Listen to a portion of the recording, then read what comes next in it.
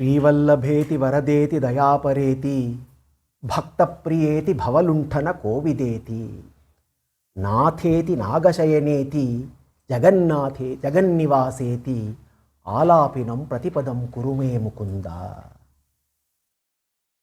జిహ్వే కీర్తయ కేశవం మురరిపుం చేతోభజ శ్రీధరం పాణిద్వంద్వ సమార్చ్య అచ్యుతకథ శ్రోత్రద్వయం త్వం శృణు కృష్ణం లోకయలోచనద్వయ హరేర్గచ్ఛాంగ్రి యుగ్మాలయం జిగ్రగ్రాణపాద Mukunda Tulsi మూర్ధన్నమ అధోక్షజం. We have been relishing a very fascinating part of Uddhava Gita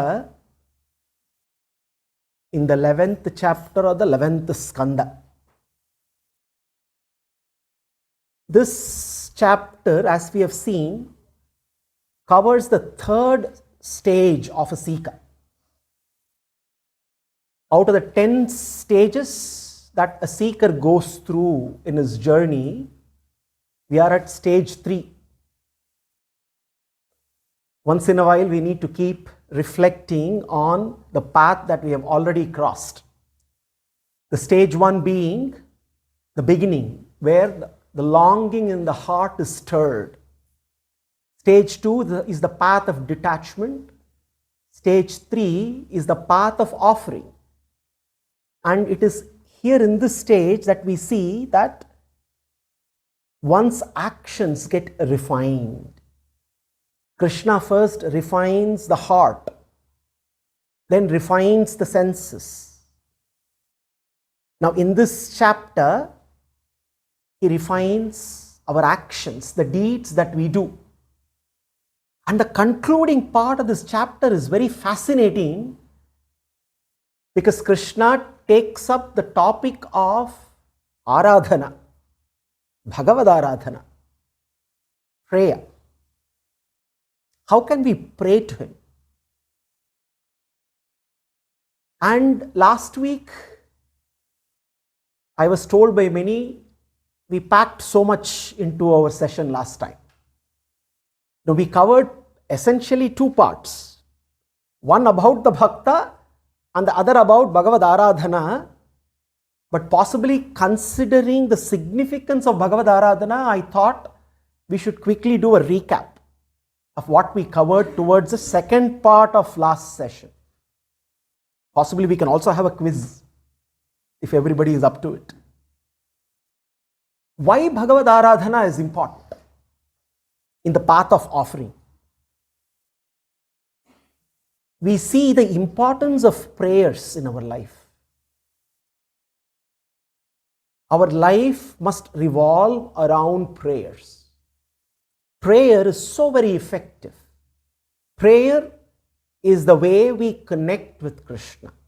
We connect our body, our mind, our intelligence, our prana, and our very Atman. So therefore, praying to Krishna, no doubt, is very important in the way we lead our lives. And therefore, Bhagavad Aradhana becomes very important for us to understand into how do I perform the Aradhana? What are the various ways and means available for me to do this Aradhana, to this worship? Now, we all have seen how Archa form of Bhagavan defeats all kind of abstractness. We spent quite some time last week on the importance of Archa. Archa should not be translated as image worship, must not be translated as idol worship.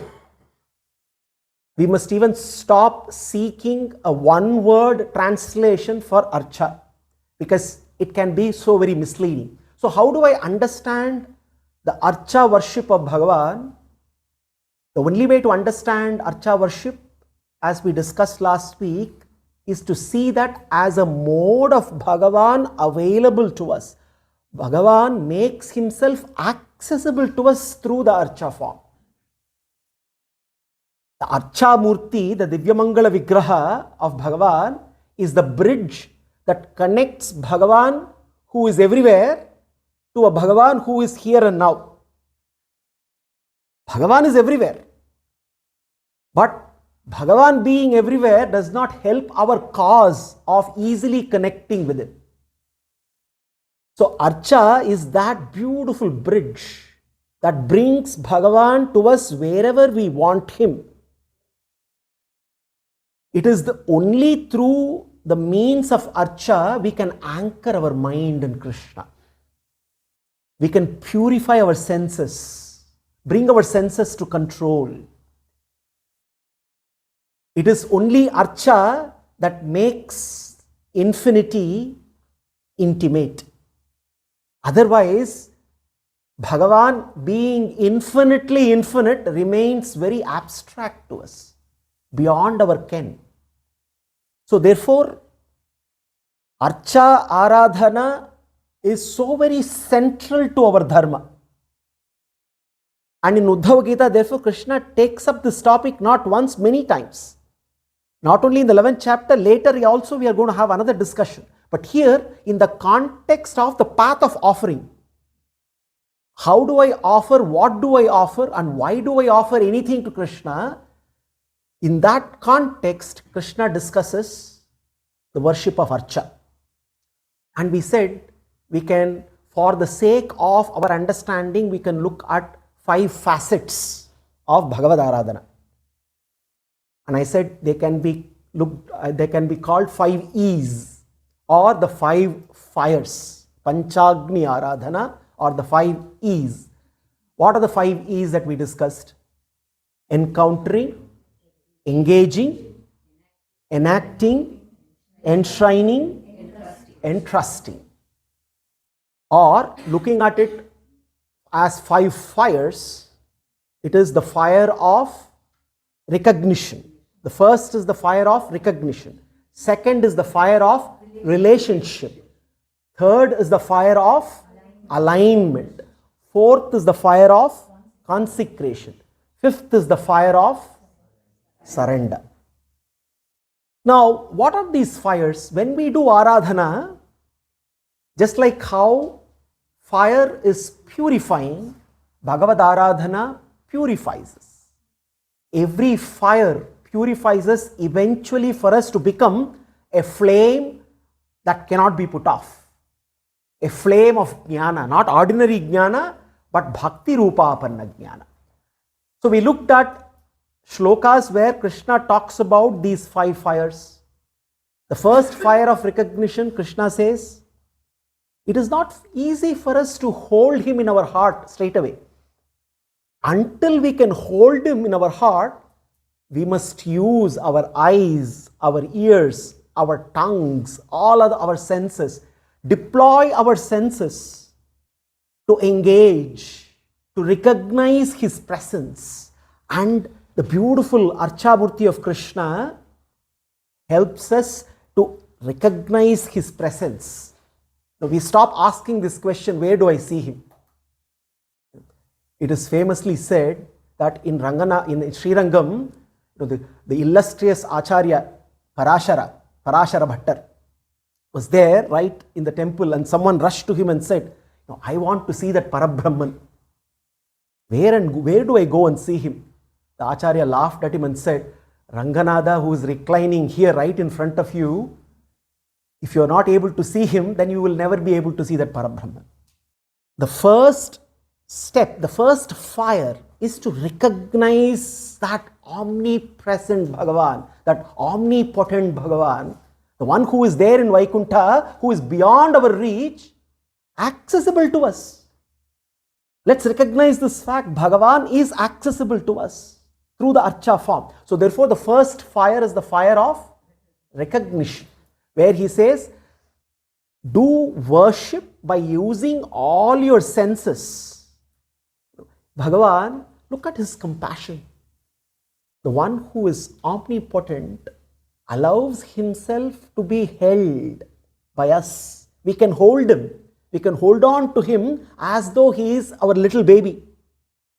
And we serve him using all our senses. So that's the first step. What is the second step? The second fire, engaging with the fire of relationship. Krishna says, Mat Katha Shravane Shraddha Mad Anudhyanam Uddhava. And essentially here he says, the Archa Murti is there right in front of us.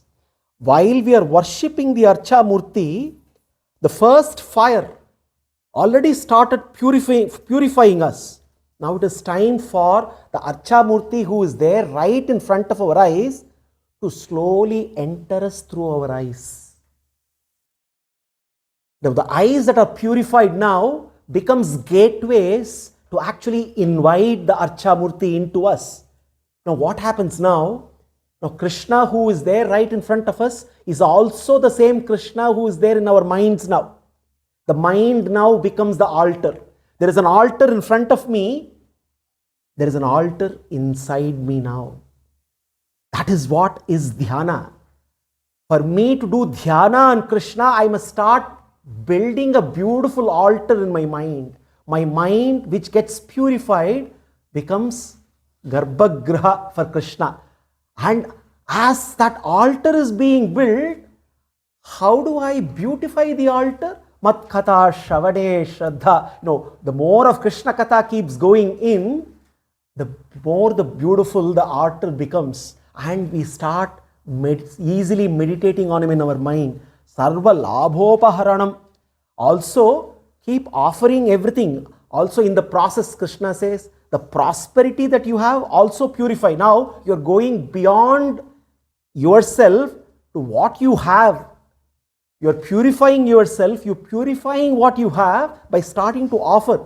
Dasyenatma nivedanam. Eventually, Atma nivedana. So this is the fire of relationship. Now, this fire is the second aspect. This is that engaging, the second E. The third, how do I continue the momentum? Because this is not a one-time affair. This is not a 3-time affair. It's not a 5-time. How do I continue the momentum? This is why the third fire is called the fire of alignment. We are, unfortunately, misaligned the way we lead our lives. Now, I keep giving this analogy. Just imagine for a moment if we all are habituated to walk with one leg. Just imagine for a moment. We have 2 legs, but for some reason, one leg is tied and we are limping with one leg all the time, all of us. And we think that is what is walking. But we are in a state of stress all the time and we think that is natural to us. But somebody comes in and says, hey, let me free up the second leg and try walking with 2 legs. Let's see what happens. Magic happens. All of a sudden, walking becomes magical. There is no more stress. Walking now is blissful. We are now aligned with the law of gravity. Until then, we are misaligned. Similarly, in our life and living, we are always misaligned with Krishna until that misalignment is corrected. This is the, and how do I correct that misalignment? Majjanma karma kathanam mama parvanumodanam Gita tandavavaditra goshtibhir madgrostavaha. This is enacting celebration. We need to somehow ensure that we keep filling various aspects of our life with Krishna. Obviously life has to be lived as in celebration, no doubt. But what kind of celebration is the question? So the moment we bring the Krishna flavor to every celebration, all of a sudden we are automatically readjusting our alignment with the laws of nature. Just like how by untying one leg, we suddenly are getting the alignment with the law of gravity. So here, Krishna says, constantly enact, celebrate his janma, celebrate his avatara, celebrate his cheshtitas. Use time, fill your time with his janma, his avatara, his cheshtitas in such a way that sing, dance and do everything around. And this is where we also said, Yatra Bali Vidanam cha Sarvavarshishu Parvasu Vaidiki Tantriki Diksha Madiya Vrata Dharanam. Use every possible festival, every tithi, every auspicious day to ensure that alignment stays. So that is the third E, which is enactment, and the third fire, the fire of alignment. What is the fourth? This is what is so very special in Sanatana Dharma. From time immemorial, we see how Bharatavarsha has become a sacred land, not only because Bhagavan descends and walks all over, but we also have ensured to preserve his footprints. We have also ensured to bring him down as archa forms in various places. Temple building is a great science that our rishis mastered long time back. It's not just temples. Here he says, Mamarcha stapane shraddha swataha samhatya chodmayaha udyona pavana krida pura mandira karmani. The moment we say temple, it's not just temple. It's not just the temple building alone. He says the gardens, the ponds, the water bodies around it. We may wonder sometimes, temple and water bodies, when we go to any Divya Desam, we see a Pushkarani. By default, there is a sacred water body. Did you wonder any time what is the sanctity of this Pushkarani? Science today is talking about water memory. Water has memory. Now imagine a water body which faithfully records the positive vibrations of the chants of thousands and thousands of rishis for thousands and thousands of years. That is the reason why when you take a dip in the holy water, it purifies because of the magic of water memory. Temple building is a great science. Our Agama Shastras are texts of science which talk about how do we build structures which capture the energy that is very particular to a particular piece of geography, which can re-energize us, reinvigorate us, align us with the energy that comes from the Moolamurti Bhagavan himself. That is the reason why even if we spend 60 seconds in front of Srinivasa on Tirumala, that 60 seconds is good enough to keep us energized possibly for the entire year. That's the kind of positive vibrations we get when we go to sacred lands. This is the fire of consecration. It is important to have altars at home. Therefore, we make our homes temple, but that is not enough, because the altars that we have at home can only give us so much in terms of the energy that we require. The temples that are there on the sacred lands, built by rishis, built by devas, are where we need to regularly go to recharge spiritually. That is why yatras are important, visits to these sacred places are important, where we convert land, the sacred lands we consecrate lands through the temples which house the various archamurtis. So enshrining him is the next step, and the fire is fire of consecration. The fifth fire is the fire of surrender. We of course spent a lot of time discussing this. Amanitvam adambitvam kritasya parikirtanam api deepavalokanam me nopayunjan niveditam. Two things we saw: how sanctity is a one-way street. Anything that to be offered to Krishna must never be downgraded, we said. And one very important lesson is, let us try and stop giving our leftovers to Krishna. Not easy. Not easy at all. But we must at least start acknowledging that what we offer him today I'm not just talking about the prasad, naivedya, which possibly most often we give it to him and then we take it as prasad. But everything else, our time, our talents, our energies, our relationships, our resources, everything that we have, what we offer to him are only leftovers. So we must start thinking about this so very seriously. And finally, concluding that part of the 5 fires, the Panchagni Aradhana, Krishna gives us a very important message. Yad yad ishtatamam loke yachchati priyam atmanaha tantan nivedayen mahyan tad anantyaya kalpate. The only way, the only thing Krishna ever asks from us, only one thing. Give me what you love the most, Krishna says. Essentially, he is saying, offer what your most cherished desire to him.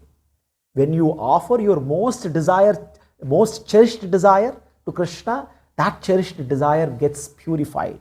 When you offer your most loved possession, that most loved possession becomes sanctified.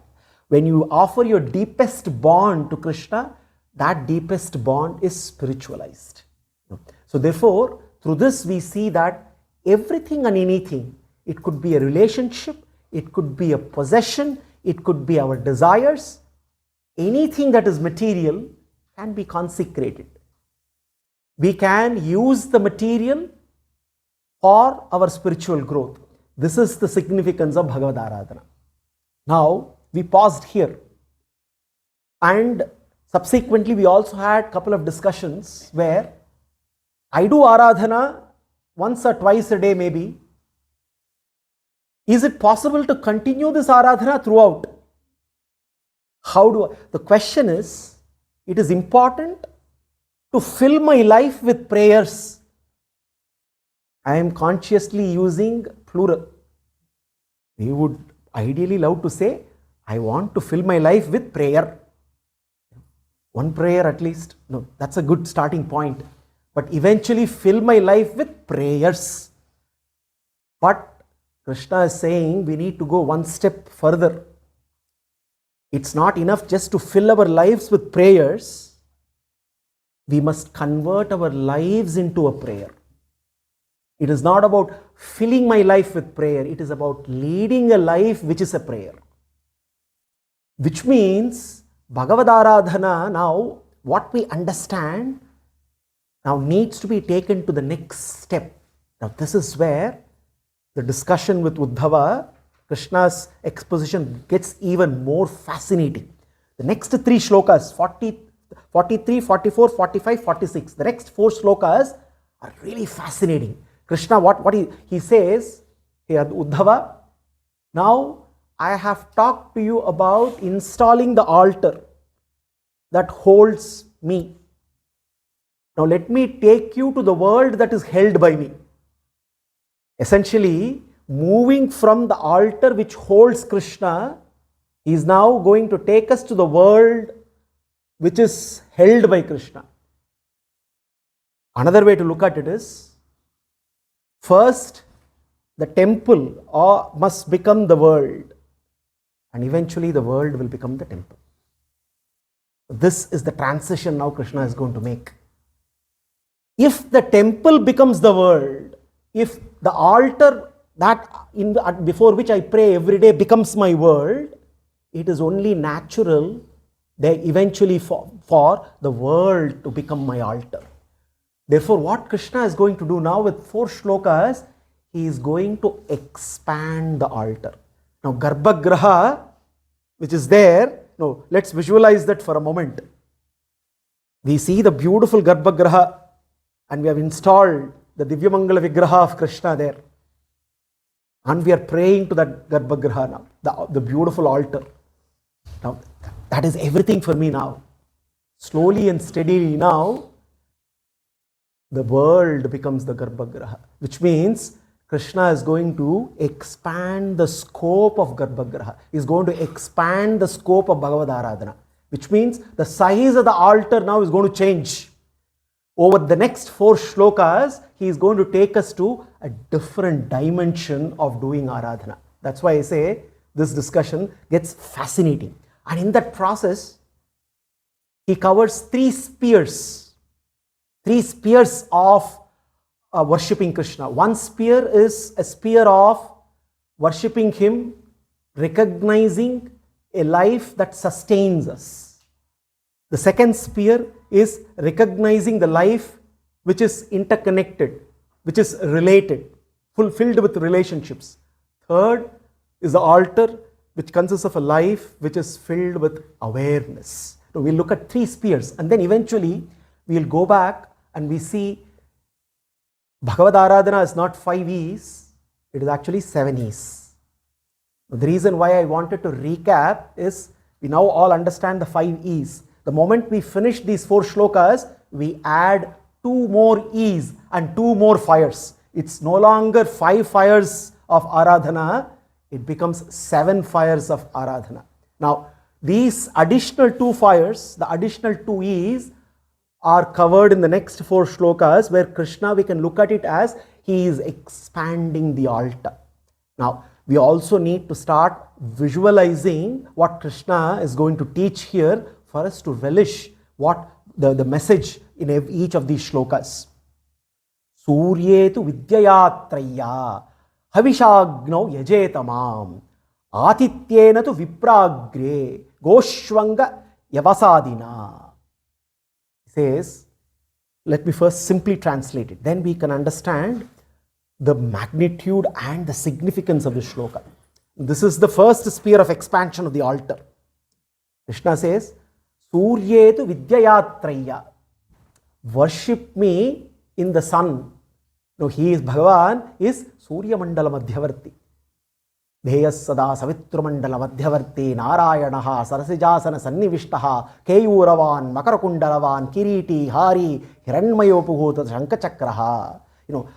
Whenever when we look at Surya Bhagavan, we must recognize the Antaryami who is right in the center and worship him as, that's why Surya is called Surya Narayana. You must recognize, and worshipping Surya is so very integral to our Aradhana. Those of us who do Sandhya Vandanam must realize that a significant part of Sandhya Vandana is Suryopasana. But when we say Suryopasana, it is not Upasana of the Surya that we easily see.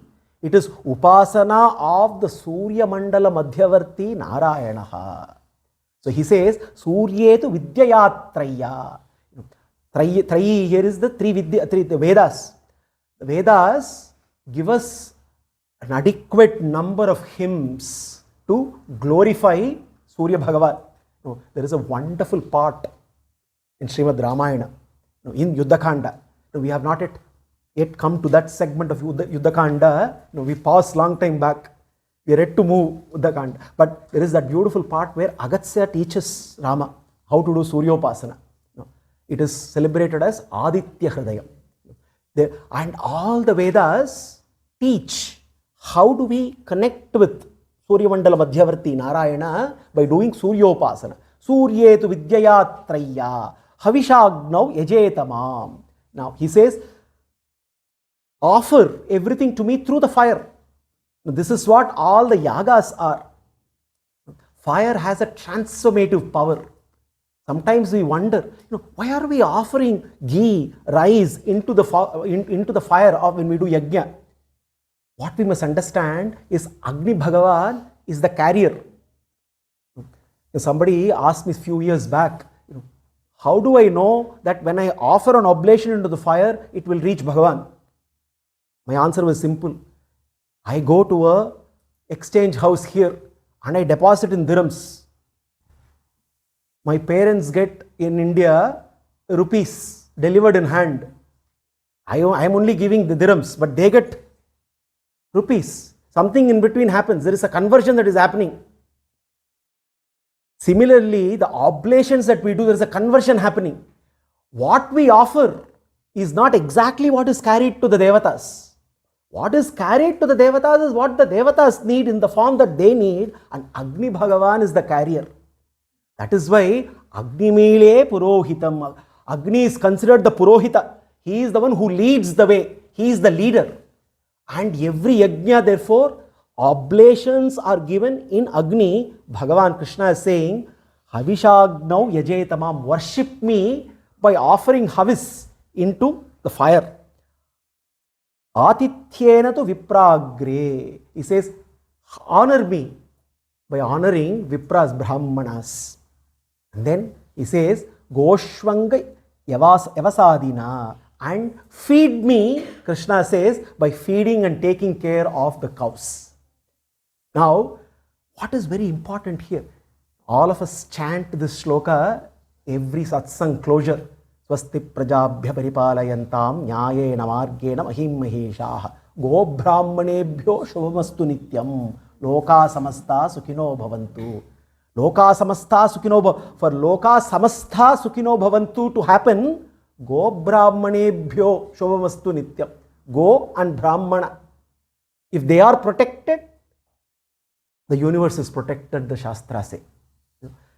Here Krishna is extending that. What?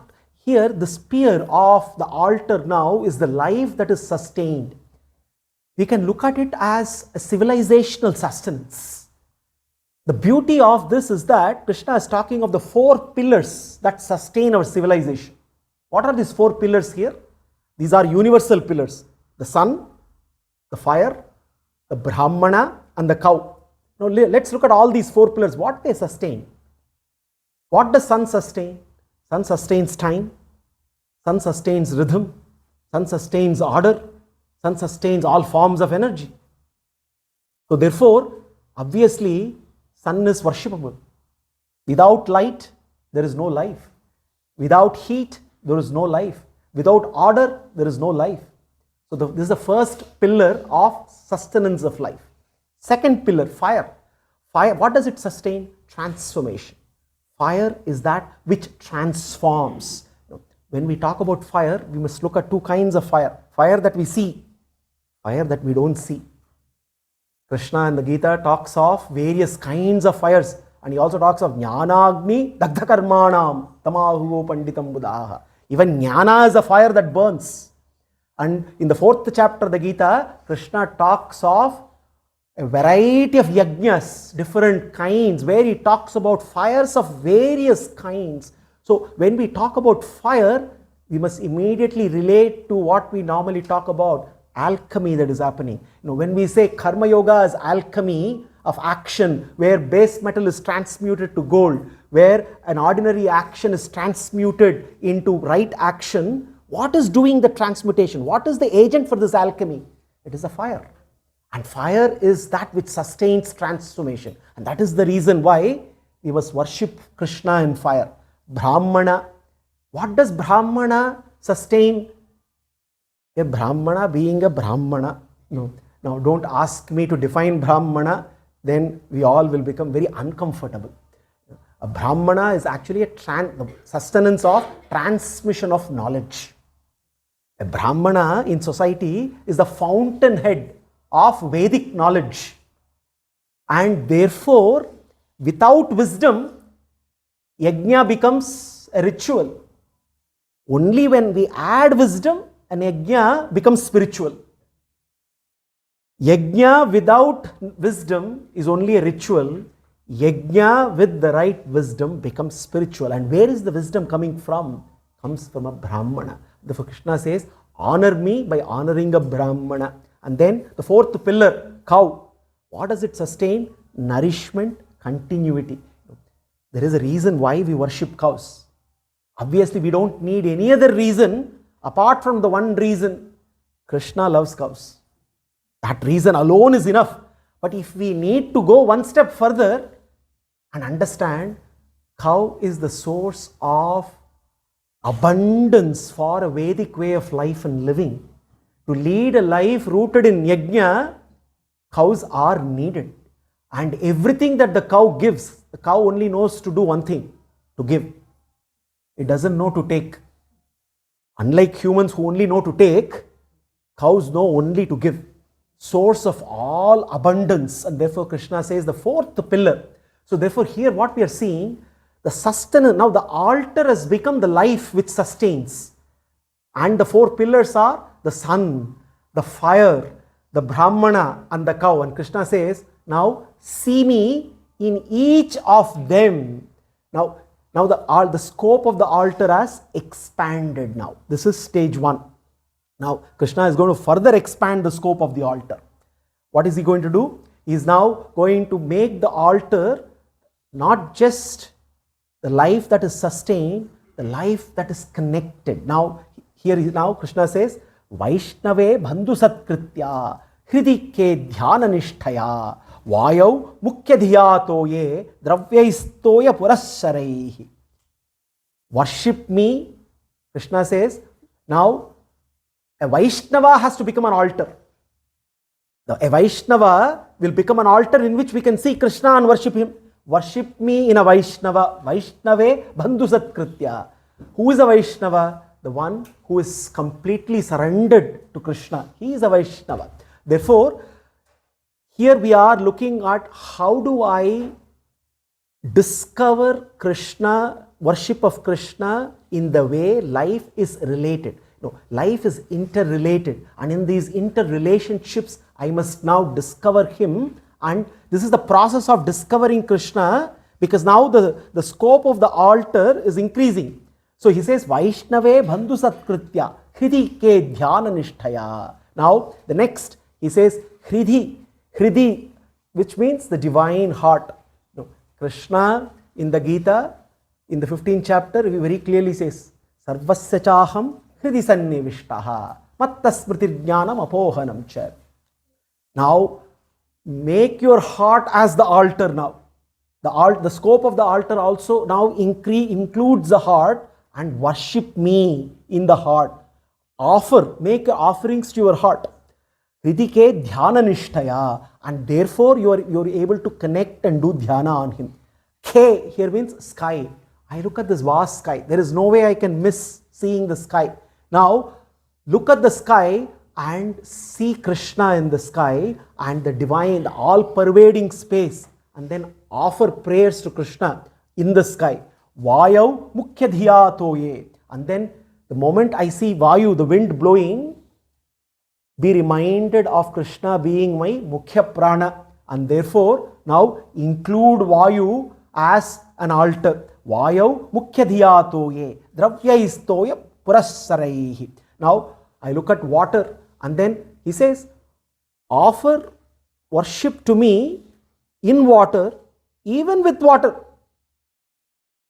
This is the easiest thing. Krishna makes everything simple to us. All that we need to do is take water and offer again back to him. Nothing else to be needed. Like we do Tarpanam. We are offering back to him. Keshavam Tarpayami, Narayanam Tarpayami, Madhavam Tarpayami, Govindam Tarpayami, Masudaram Tarpayami, Trivikram Tarpayami. Offering the same water where he is there back to him, and in that process do aradhana to him. So now we see here that he's saying, and why a Vaishnava, he says, essentially he's saying a channel. A Vaishnava is one who is a channel to connect with Krishna. So he quotes a Vaishnava who is the bandhu, he quotes the heart, then the heart becomes the altar, then the sky becomes the altar, the wind becomes the altar, and the air becomes the altar. Now it's interesting where Krishna is eventually going to lead all of this to. We may start thinking that Krishna is asking us to worship everything in the universe. Let's see where this is leading us to. Now we have covered the second sphere now. This is the process of expanding the Garbhagriha, expanding the altar. Now let's go to the third sphere. Sthandile mantra hridayair bhogair atmanam atmani kshetragyam sarvabhuteshu samatvena yajetamam. Now he says, Sthandile mantra hridayair, worship me in the earth, the ground of all existence, by offering all the right kind of mantras. Those of us who chant the Vedas, Bhusukta, which glorifies Bhumi. It is worshipping Bhumi and again worshipping Bhagavan Krishna in Bhumi, which is the ground of all existence. Sthandile mantra hridayair bhogair atmana atmani. Now the altar becomes the Atman itself. One is Bhumi becoming the altar. The Atman itself becomes the altar to host the Antaryami of the Atman, the Paramatma. He says, Bhogair Atmanam Atmani. And therefore, start offering to yourself the offerings, knowing that you are actually offering me. We do that after every satsang, isn't it? Aham Vaishvanaro Bhutva Praninam Deham Ashritaha Pranapana Samayuktaha Pachamyannam Chaturvidam. Whatever we are offering to the pranas, but actually we are offering to Krishna. The ultimate offering is to him, and therefore our own Atma, I myself, now the Atma, not the Sharira now, the Atma now has become the altar, and within this altar now I see Krishna, the Paramatma. Now this is from the cosmos, he is diving from the macro, is now coming to the micro now. And then he says, Kshetrajnam sarvabhuteshu samatvena yajetamam. In the 13th chapter of the Gita, he says, Kshetrajnam chapimam vidhi sarvabhuteshu bharata. He says, Kshetra kshetrajnayo jnanam yatta jnanam matam mama. Now, there he first talks of Kshetra and Kshetrajna. Kshetra is the Sharira, the cultivated land. Kshetra, and it is the object of knowledge. Kshetrajna, the knower, the individual soul, the Jivatma, the cultivator of this land, which is Kshetra. Along with that Kshetrajna, there is one more Kshetrajna who also is there indwelling in every Kshetra. That is why Krishna says, Kshetrajnam cha api mam vidhi. Know me. The only difference is, this Kshetrajna, the Jivatma, is only a Kshetrajna. The Paramatma is a Kshetrajna, he is a Sarvajna, because he is there in every other Kshetra. So here he says, Kshetrajnam sarvabhuteshu. I am the Sarvajna, know me as dwelling in every being, in every entity. Samatvena yajetavam. Thereby, straight away recognizing Samatva. I always keep saying, equality, we can keep discussing that I will fight for equality. Equality, if in a materialistic point of view, is impossible to achieve. When we are seeped in materialism, there is only inequality. We can have debates and discussions on how to establish equality. There can be no, even gender equality is a myth to me. No, don't get me wrong. There is no gender equality. A man is a man, a woman is a woman. What is gender equality here? Beyond the genders, there is equality. This is when we talk about equality, we can only talk of equality when there is spirituality. Because beyond the layers of material, we actually see the sameness, we see the true equality there. Now here, he says, Kshetrajnam sarvabhuteshu samatvena yajetamam. The moment I know that the Sarvajna, he is there everywhere, then I start worshipping him, thus maintaining equal vision. Now, he is expanding the scope of the altar. Now, we started somewhere saying, the reason why we need an altar and we need an Archa Vigraha is because we just cannot meditate him as all-pervading. Easy now again taking us back in a reverse direction is a question we all may ask. He said he is all-pervading and therefore he is accessible to us through Archa, and install him in the altar and then start worshipping him in the altar. Do Aradhana to Bhagavan through Archa. And then he starts to expand the Archa. Now, we looked at the 5 E's. So the 6th E obviously has to be expansion of the Archa. I would call it the fire of discovery. This is the 6th fire, because now we start to discover Krishna everywhere. Now, what is truly fascinating and striking is the next shloka. Now, suddenly Krishna shakes the very foundation of understanding of what is pervasiveness of Bhagavan. What is that? What it means? Now, we must look at what all he said. He said, when he expand the altar, he said, look at the sun. The sun becomes the altar. The Brahmana becomes the altar. The Go becomes the altar. Then the fire becomes the altar. Then the wind becomes the altar, water becomes the altar, the air becomes the altar, earth becomes the altar, the sky becomes the altar, the very Atman becomes the altar, and everybody becomes the altar. Now he says, Vishnyeshu itiyeshu madrupam Shanka Chakra Gadambujaihi Yuktam Chaturbujam Shantam Dhyayan Archet Samahitaha. Now, this is where the beauty is. Krishna, he is not, as when he is talking about the pervasiveness of him everywhere, he is not still diluting his Divyamangala Vigraha. No. If, just because electricity pervades does not mean the power plant disappears. Just because light pervades everywhere, sun does not disappear. Just because fragrance pervades, flower does not disappear. The beauty here, what Krishna says is, Vishnyeshu, as in the previously mentioned places of worship, iti, thus, mat rupam. So when he says, look at water, look at air, look at fire, look at a Brahmana, look at a Vaishnava, look at, no, he's not just talking about formless worship here. He says, Mad Rupam. And how?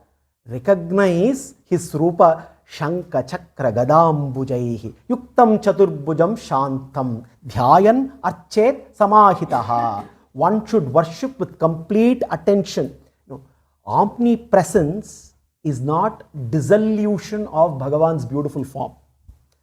Only Bhagavan can be fully personal and he can be fully pervasive. Only Bhagavan can be fully sovereign and he can be fully accessible.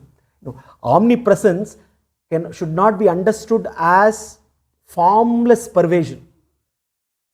I'm giving you a different phrase for this for lack of anything else. It can be looked at as personal pervasion, which essentially means Bhagavan is multiplying his accessibility.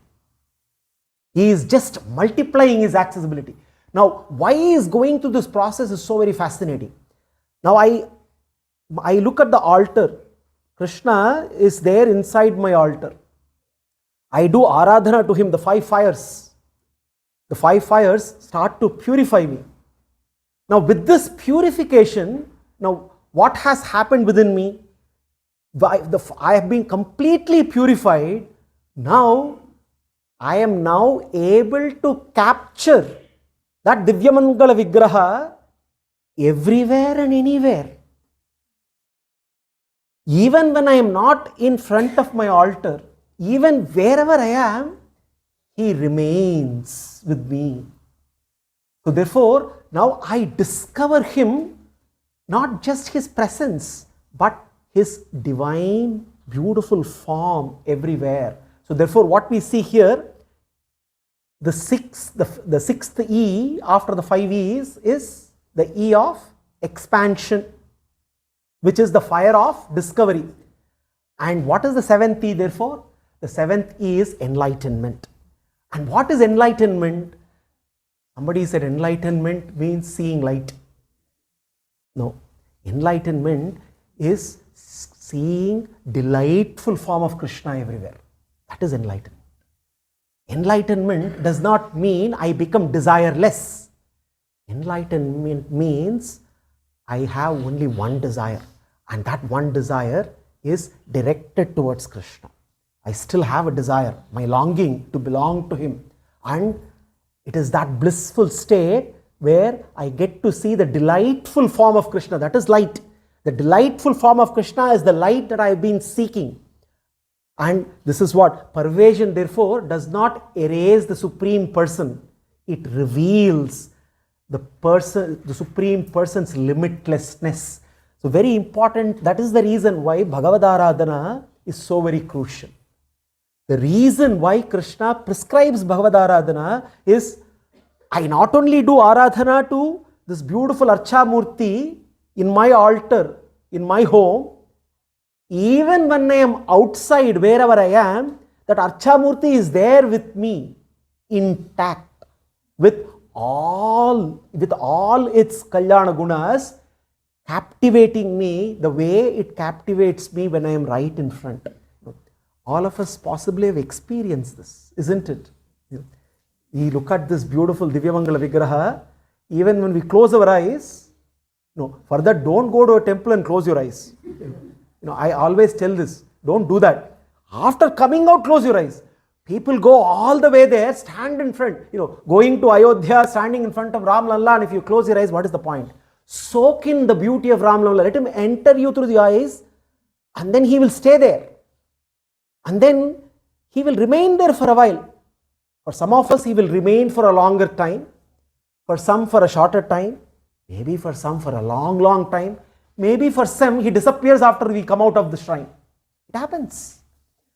But the significance of Bhagavad Aradhana is essentially, I encounter, I recognize his presence. I start engaging all my senses and my mind. Now, my mind has become the altar now. My engagement is now full with him.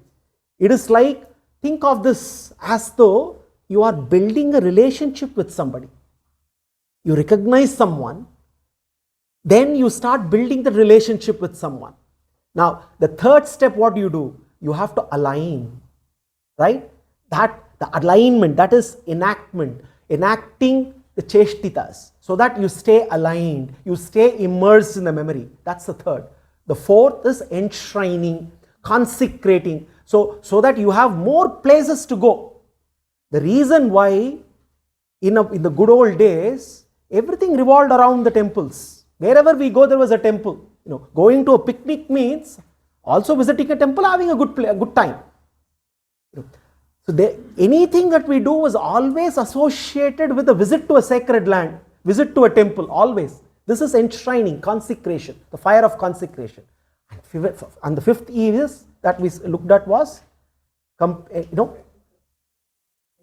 entrusting, which is the fire of surrender. Now, when that happens, the scope now expands. The altar now is not confined only to our houses now. The altar has expanded. This is expansion that is happening. Now, I can sit in my office and I can worship my Krishna.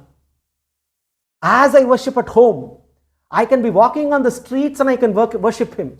I can look at the sky and I can see him. I can drink the water, I can see him. When I eat the food, I can see him. I see his Divyamangala Vigraha. Krishna says, always preserve, because that form of Krishna is the most purifying form. Shankha, Chakra, Gadapane, Dwaraka, Nilayat. That is why Draupadi did not just say, hey Krishna, come and rescue me. Draupadi just could have said, hey Govinda, hey Madhava. Madhava was her favorite name. She could have just called.